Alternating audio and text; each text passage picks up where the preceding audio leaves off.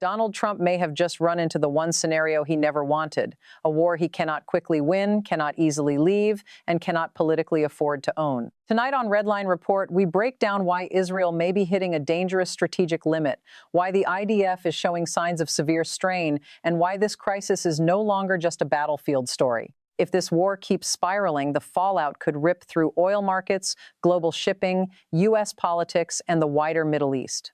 What began as a show of strength may now be turning into a trap. If you're new to Redline Report, subscribe now for sharp, fact-driven coverage of the world's biggest geopolitical flashpoints. And let us know in the comments, does Trump still have a way out, or is this war already slipping beyond Washington's control? Let's get into it. At the heart of this crisis is a brutal reality. Starting a confrontation is easy compared to controlling what happens after the first wave of escalation fails. And that may be the position Donald Trump is in right now. The basic assumption behind this kind of hard power strategy is always the same. Move assets, project strength, create fear, and the other side will back down before the crisis gets too large. That is the theory. It is clean, aggressive, and politically useful. It lets a leader look decisive, strong, and in command. But if the other side absorbs that pressure and refuses to fold, the entire equation changes. At that point, the war is no longer about intimidation. It becomes a contest of endurance, escalation tolerance, and strategic patience. And once that shift happens, the side that expected a short, controlled confrontation can suddenly find itself inside a conflict that keeps expanding faster than the original plan. That is why this title matters so much. No time left for Trump does not simply mean the headlines are getting worse. It means his room to maneuver may be shrinking. If he escalates further, he risks a broader regional war, one that could hit U.S. forces, Gulf infrastructure, shipping lanes, and already nervous global energy markets. If he pulls back, he risks looking like a leader who issued maximal threats and failed to deliver a decisive outcome. And if he hesitates, hoping events cool down on their own, he may discover that neither Israel nor Iran is prepared to stop just because Washington wants a pause. That is not a strong position. That is a trap. For Trump, the worst outcome was never just a military setback. It was becoming politically attached to a war that looks messy, expensive, and increasingly uncontrollable. A war that keeps creating headlines, keeps raising oil anxiety, keeps feeding doubts about American leverage, and keeps forcing the same question back into the public conversation. What exactly was the plan here? That is when a show of force starts turning into a test of leadership. Because a president can survive risk if the gamble looks decisive. A president can survive escalation if the outcome looks controlled. But an open-ended conflict that creates cost without producing visible control is much harder to defend. And once the image of control weakens, every new development starts looking larger than it should. That may be the real danger for Trump now. The second part of the title is just as important. Israel hits the limit. That phrase is not about total military exhaustion in the literal sense. It is about something more subtle and in many ways more dangerous. The possibility that Israel is entering the zone where military action continues, but strategic returns begin to shrink. For years, Israel's security model depended on several key assumptions: superior intelligence, speed, escalation dominance, rapid military response, and the ability to restore deterrence quickly through overwhelming force. That model works best in short, concentrated confrontations where Israel can seize the initiative, hit hard, and reestablish control before the conflict turns into a prolonged stress test. But wars do not always stay inside the time frame leaders expect. If the enemy keeps absorbing punishment and still finds ways to retaliate, impose costs, and maintain pressure, then the logic of the original campaign starts to weaken. The military may still be capable, the government may still speak in the language of strength, but the relationship between force and results begins to change. That is what a strategic limit looks like. It means the battlefield is still active, but the margin for success is narrowing. It means more munitions, more readiness pressure, more public anxiety, more political risk, and fewer guarantees that the next strike will produce the result leaders are promising. That is a dangerous place for any military to be. And for Israel, the stakes are even higher because the IDF is not just another national army. It is one of the central pillars of Israeli confidence. The image of the IDF, its readiness, deterrence, and superiority is deeply tied to Israel's regional credibility. If that image begins to crack, the consequences go far beyond one battle or one front. Enemies notice.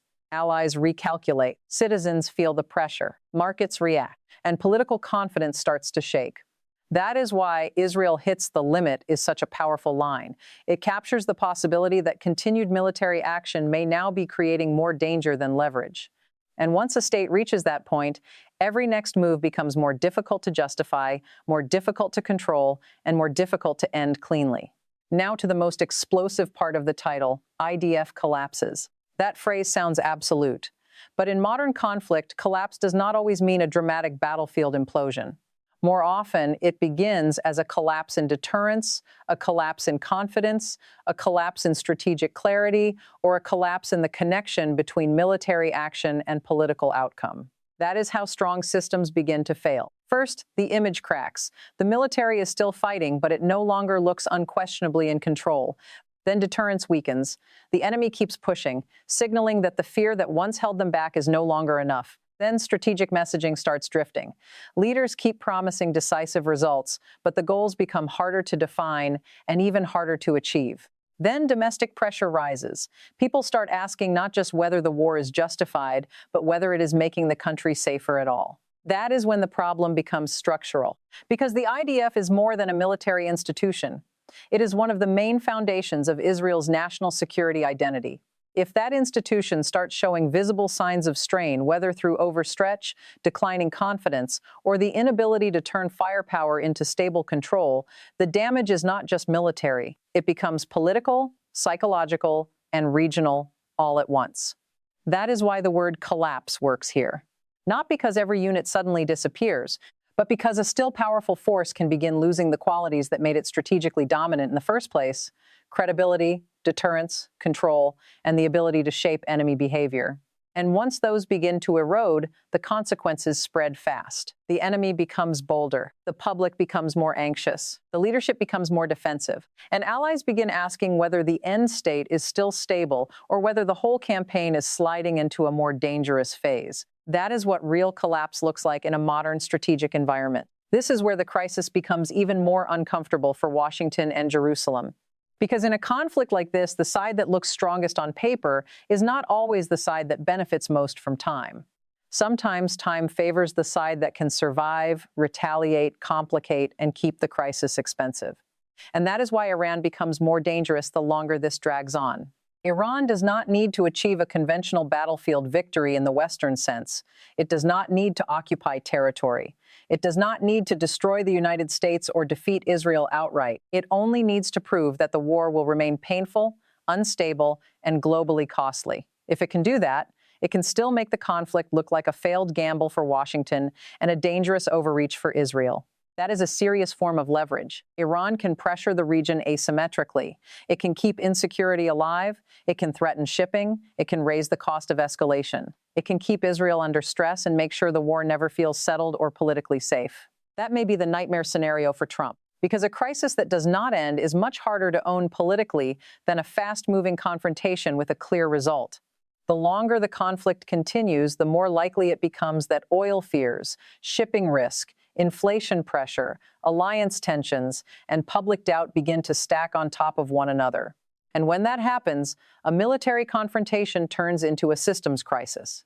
That is when leaders discover that they are no longer just managing bombs and missiles. They are managing uncertainty in energy markets, volatility in financial markets, nervousness among allies, and questions from voters who do not want a wider war with no clear payoff. That is why time is so dangerous here. Every extra day gives the crisis more room to spread. The moment instability starts threatening the Strait of Hormuz, this stops being just a regional military story. It becomes a global energy story. Hormuz remains one of the most sensitive choke points in the world economy. If military escalation begins to threaten tankers, cargo movement, or Gulf energy infrastructure, or even creates the sustained perception that those routes are no longer fully secure, markets will react long before any formal closure takes place. That is how global shock begins. Shipping insurance can rise. Risk premiums can spike. Tankers can slow or reroute. Energy traders can price fear into oil immediately. Inflation expectations can surge. Asian and European markets can feel the impact quickly. And once that process starts, the crisis becomes much larger than the original battlefield. For Trump, That is where the problem becomes political in a completely different way. Now he is no longer attached only to a military confrontation. He becomes tied to an economic risk cycle, higher oil anxiety, more market stress, greater alliance pressure, and tougher questions about whether this confrontation was ever supposed to get this big. That is why a war like this can quickly become harder to contain than many leaders expect. It does not need a formal declaration of regional war to damage the world economy. It only needs to create enough instability that markets, governments, and consumers begin reacting to uncertainty. And if that happens, the White House has a much bigger problem on its hands. Because every spike in risk becomes a political event. Every new headline becomes a pressure point. Every delay in finding an exit becomes more costly. This may be the hardest truth in the entire crisis. There may be no clean exit left for Washington. That does not mean there are no options. It means every option now carries a visible cost. Escalate further, and the United States risks deeper military exposure in a conflict that could spread across the region. Pull back too quickly, and the White House risks looking like it made the biggest threats possible only to discover that those threats did not produce submission. Push for a ceasefire or political pause, and Washington may find that neither Israel nor Iran is ready to stop on its schedule. That is the essence of entrapment. A superpower can still have enormous military capability and still find itself unable to fully control how a crisis develops, once multiple actors begin reacting on their own logic. That is one of the central illusions of modern intervention, the belief that because you can start a confrontation, you can also script how everyone else responds. But that is not how real escalation works. Power can shape a crisis. Power can influence a crisis. But once a war starts moving on several levels at the same time, military, economic, political, psychological, regional, the original architect of the pressure campaign can end up reacting rather than directing. That is why the phrase "no time left for Trump" hits so hard. Because the longer this continues, the more likely it becomes that the crisis starts defining him before he can define the outcome. The war grows, the uncertainty grows, the cost grows, and the political space available to claim success gets smaller with every new sign of disorder. If there is no fast victory, no stable pause, and no clean exit, then Trump is stuck in the most dangerous strategic zone of all, a confrontation that keeps moving, keeps costing, and keeps weakening the image of control he needs most. So where does this leave us tonight? It leaves us with three deeply dangerous possibilities. First, Donald Trump may have entered the one confrontation he cannot quickly dominate, cannot easily step away from, and cannot politically afford to own if it keeps getting worse. Second, Israel may be approaching a strategic limit where continued military action no longer guarantees control, and where every new round carries higher cost and lower certainty. Third, the IDF may be facing the kind of strain that does not always look like collapse in one dramatic moment, but can still erode deterrence, confidence, and regional stability in ways that change the balance of the war. That is the real story. Not just who launched the latest strike, not just who made the most recent threat, not just who claims momentum tonight. The real story is whether a war launched in the language of strength is now exposing the limits of power itself. Limits of deterrence, limits of escalation, limits of political control, limits of time. And if that is true, then the next phase of this crisis may be even more dangerous than the first. Because wars become most unpredictable at the exact moment, leaders realize they no longer control the outcome they thought they were shaping. And Donald Trump may be getting very close to that moment now. This is Redline Report. If you think this crisis is pushing the Middle East toward a much wider war, drop your view in the comments. Does Trump still have a way out, or is Washington already too deep to stop this cleanly? And for more sharp, fact-driven coverage of the world's biggest geopolitical flashpoints, like this video, subscribe to Redline Report and turn on notifications.